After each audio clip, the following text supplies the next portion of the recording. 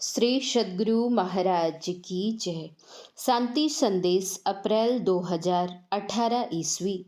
प्रवचन पीयूष। पूज्यपाद महर्षि संत सेवी परमहंस जी महाराज का यह प्रवचन महर्षि में ही आश्रम कुप्पा घाट भागलपुर में दिनांक 2/4/2006 ईस्वी को अपराह्नकालीन साप्ताहिक सत्संग में हुआ था। संपादक मंगल मूर्ति सतगुरु मिलव सर्वाधार,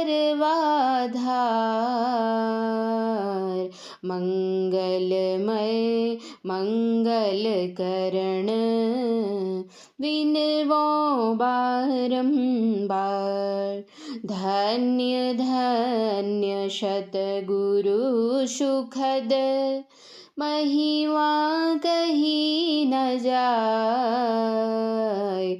जो कछु कहूँ तुम्हारी कृपा, मोते कछु न बसाए। समवेत समादरणीय सज्जन वृंद, आदरणीय माताओं एवं भक्तिमती बहनों, हम लोग प्रतिदिन 3 अवस्थाओं में जाते आते रहते हैं। वे 3 अवस्थाएं हैं, जागृत, स्वप्न और सुषुप्ति। जिस समय हम जिस अवस्था में रहते हैं उस समय दूसरी अवस्था का ज्ञान नहीं रहता है। अभी हम लोग जागृत अवस्था में हैं तो स्वप्न और सुषुप्ति अवस्था का ज्ञान नहीं रहता है, तथा जब स्वप्न से सुषुप्ति में चले जाते हैं तो स्थूल और स्वप्नावस्था का भी कुछ ज्ञान नहीं रहता। इन 3 अवस्थाओं के अतिरिक्त एक चौथी अवस्था है जिसको तुरीय कहते हैं। जब हम तुरीय में चले जाएंगे तो जागृत, स्वप्न और सुषुप्ति का ज्ञान नहीं रहेगा। संतों की दृष्टि में जिसको हम लोग जागृत मान रहे हैं वास्तव में जागृत नहीं है, यह तो स्वप्न के समान है। हम स्वप्न में कुछ देखते हैं और नींद टूटती है तो कहते हैं कि जो देखा था वह मिथ्या है। उसी तरह जब हम 3 अवस्थाओं को पार कर चौथी अवस्था में जाएंगे, जब हमारी जागृत अवस्था भी स्वप्नावस्था के समान मिथ्या हो जाएगी। श्रीमद् भागवत गीता अध्याय 2 श्लोक 67 में भगवान श्री कृष्ण का वचन है, या निशा सर्वभूतानां जागृति संयमी यस्यायं जागृति भूतानि सा निशा पश्यतो मुने। जिस समय सब लोग सोए रहते हैं उस समय योगी जगकर ध्यान करते हैं। इसी विषय को फारसी में इस प्रकार कहा गया है, जाहिलों का रोज रोशन आरिफों की रात है, आरिफों का रोज रोशन जाहिलों की रात है। स्वप्न में हम देखते हैं कि बहुत दिनों के बाद हमारे मित्र आए हैं। उनसे प्रेम व्यवहार, आदर सत्कार, खिलाना पिलाना आदि करते हैं। सब कुछ जागृतावस्था की भांति व्यवस्था करते हैं। जैसे ही हमारी नींद टूटती है देखते हैं कि हमारे मित्र नहीं हैं। खिलाना पिलाना सब झूठा ही था। जिस समय स्वप्नावस्था में रहते हैं उस समय यह मालूम नहीं पड़ता कि हम स्वप्नावस्था में हैं। जागृतावस्था की तरह ही हम सब काम करते हैं। जब नींद टूटती है तब पता चलता है कि इससे पहले हम स्वप्नावस्था में थे। उसी तरह जब हम 3 अवस्थाओं को पार कर चौथी अवस्था में जाएंगे तब हम समझेंगे कि हमारी जागृतावस्था भी स्वप्नवत है। चौथी अवस्था में जाने पर ही असली जगना होगा। गोस्वामी तुलसीदास जी ने कहा, 3 अवस्था तजहूँ भजहूँ भगवंत।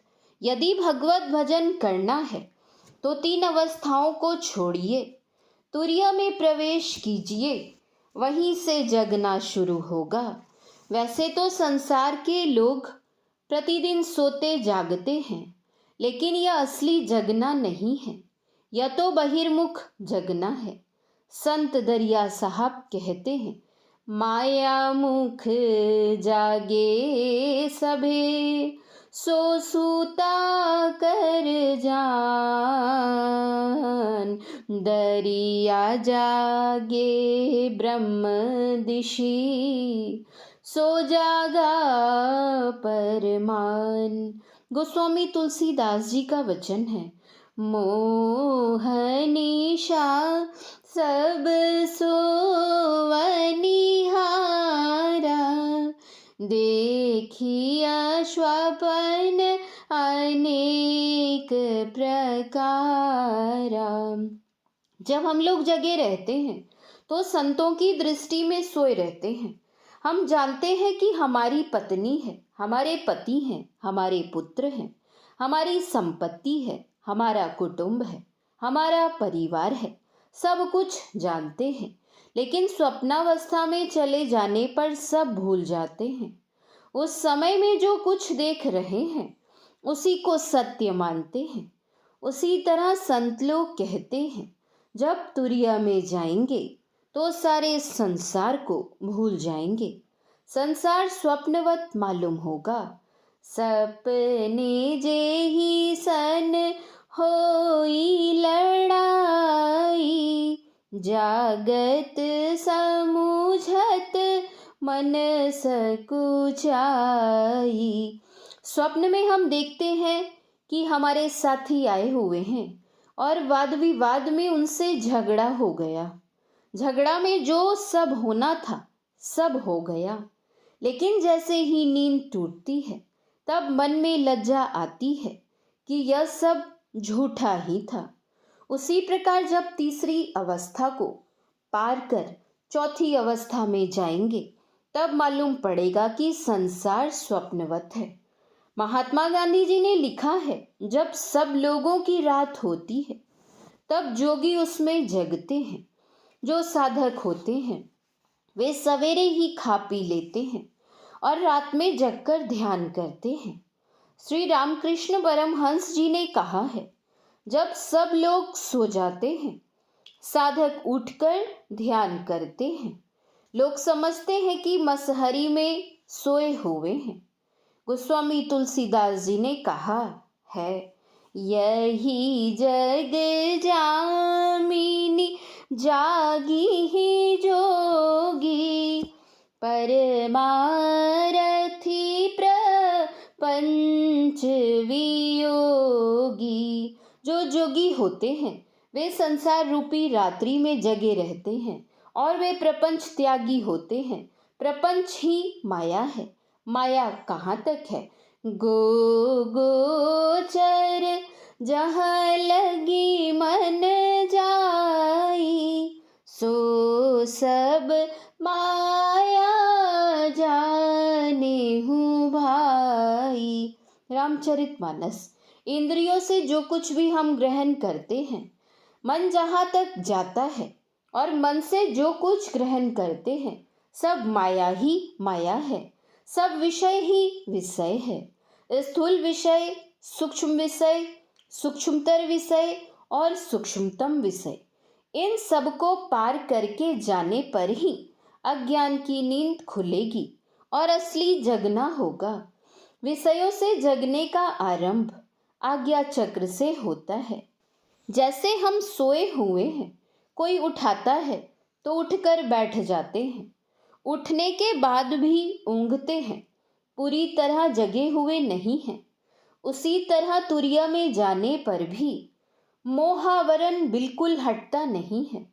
जैसे जैसे साधना में आगे बढ़ते जाते हैं वैसे वैसे मोह समाप्त होता जाता है।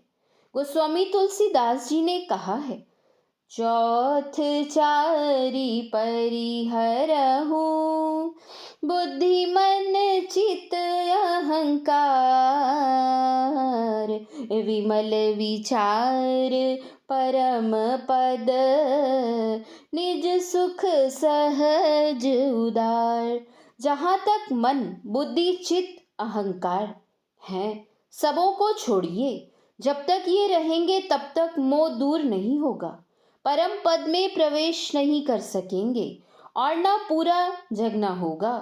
इसीलिए गोस्वामी तुलसीदास जी ने कहा है, जागू जागू जीव जड़, जो है जग जामिनी, देह गेह नेह जानी, जैसे घन दामिनी, सोवत सपने हूँ सहे, संस्कृति संताप रे, बुढ़ियो मृग वारी खायो, जेवरी को साप रे, सुभग सेज सोवई सपने, वारिधि बूढ़त भय लागे, कोटिन नाव न पार तरे तह, जब लग आप न जागे। जैसे कोई राजकुमार सुंदर सैया पर आराम से सोया हुआ है, वह स्वप्न देख रहा है कि हम नदी में डूब रहे हैं, समुद्र में डूब रहे हैं, तो उस समय उसको कैसा लगता होगा। वास्तव में कोई समुद्र में डूबता है तो उसकी कितनी विकलता होती है। गोस्वामी तुलसीदास जी कहते हैं, वारिधि बूढ़त भय लागे, नाव नहीं मिले तो पार कैसे होंगे। लेकिन स्वप्न में नाव कहाँ, उसके बगल में सैकड़ों नावें लगी हुई हों, जब तक वे जगेंगे नहीं, डूबने का दुख दूर नहीं होगा। इसलिए नचिकेता को यमराज ने उपदेश दिया था, उत्तिष्ठत जाग्रत प्राप्य वराणि बोधत, क्षुरस्य धारा निशिता दुर्त्यया, दुर्गम पथक कव्यो वदंती। अर्थात अरे अविद्याग्रस्त लोगों, उठो, जागो और श्रेष्ठ पुरुषों के समीप जाकर ज्ञान प्राप्त करो। जिस प्रकार छुरे की धार तीक्ष्ण और दुस्तर होती है, तत्वज्ञानी लोग उस मार्ग को वैसा ही दुर्गम बतलाते हैं। गोस्वामी तुलसीदास जी कहते हैं, रघुपति भक्ति सुलभ सुखकारी, सोत्रय ताप शोक भय हारी। वे ही दूसरी जगह कहते हैं, रघुपति भक्ति करत कठिनाई, कहत सुगम करनिया पार, जानई सो जेहि बनियाई। सुलभ किसके लिए और कठिन किसके लिए? जिसका मन असंयमित है उसके लिए कठिन, और जिसका मन संयमित है उसके लिए सरल है। हम बैठते हैं ध्यान करने के लिए और मन दुनिया में चक्कर काटता है। शरीर तो एक कोठरी के अंदर है, लेकिन मन उस कोठरी के दीवार को पार कर चक्कर काटता रहता है। भक्ति को कठिन कहकर छोड़ देना ठीक नहीं है। गोस्वामी तुलसीदास जी ने कहा, घबराने की बात नहीं है, अभ्यास करो, सरल होगा। जो जेहि कला कुशलता कह, सो सुलभ सदा सुखकारी। सफरी सन्मुख जल प्रवाह, सुरसरी बहई गज भारी। जो जिस कला में कुशल हो जाता है उसके लिए वह सुलभ हो जाता है। जब तक कुशल नहीं हुए हैं तब तक कठिनाई होती है। बहुत वर्ष पहले की बात है। उन दिनों गुरु महाराज के साथ एक रसोइया और दूसरा मैं रहता था। हम तीनों के अतिरिक्त साथ में कोई नहीं रहते थे। संयोगवश जो रसोई बनाने वाला था वह बीमार पड़ गया। तब गुरु महाराज की रसोई मैं बनाता था। एक बार सत्संग कार्यक्रम में हम लोग सैदाबाद गए थे। वहाँ भारत नेपाल का बॉर्डर है। वहाँ के सत्संग मंदिर में हम लोग ठहरे थे। वहाँ के प्रेमी सत्संगियों ने कहा कि आज हम लोग गुरु महाराज को भोजन खीर पूड़ी खिलाना चाहते हैं। रसोइया तो बीमार था। मैं अपने से रसोई बनाना शुरू किया। मुझे पूड़ियाँ बनाना आता नहीं था, लेकिन कभी कभी चौका में जाकर देखता था कि रसोइया भोजन कैसे बनाता है। उस दिन मैंने कोशिश करके खीर बनाई, सब्जियां बनाई और आटा गूंथ लिया। जब पूड़ी बनाने का समय आया तो कढ़ाई में घी डाल दिया। घी कड़कने लग गया। अब कढ़ाई में पूड़ी डालनी है तो वहां पर बुद्धि काम ही नहीं कर रही थी कि घी में कैसे डालें। सोचने लगा, दूर से रखेंगे तो घी छिटक कर हाथ में लग जाएगा। दूर से डालना ठीक नहीं है। कढ़ाई में सटा कर डालेंगे तो उंगली ही जल जाएगी। अंततः मैंने कढ़ाई में पूड़ी डाली तो उंगली घी में पड़कर जल गई। अब उंगली जलने से मुझे बहुत कष्ट होने लगा। यह देखकर लोगों ने गुरु महाराज से जाकर बात कही। गुरु महाराज बोले, कोई बात नहीं है, कहिए उंगली को आग में सेकेंगे। यह बात सुनकर मेरे मन में हुआ कि एक तो उंगली घी में जली है और ऊपर से आग में सेकने के लिए कहते हैं, पर गुरु आदेश पालन अनिवार्य था। मैंने सेक दिया। ठीक ही जब आग में सेका तो घाव नहीं हुआ। चमड़ा जितना जला था कुछ दिनों में सूखकर झड़ गया। जो जिस कला में अभ्यस्त हो जाते हैं उसके लिए वह कष्टकर नहीं होता। माताएं प्रतिदिन रोटियां बनाते हैं, उनके लिए वह सरल हो जाता है। जो नहीं करते हैं उनके लिए कष्टकर और दुखदाई मालूम पड़ता है। जो करते हैं उसके लिए सुखदाई होता है।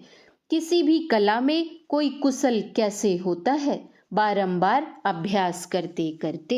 श्री सद्गुरु महाराज की जय। महर्षि संतसेवी परमहंस जी महाराज के प्रवचन का कुछ अंश पढ़ा गया है। श्री सद्गुरु महाराज की जय। श्री सद्गुरु महाराज की जय। श्री सद्गुरु महाराज की जय।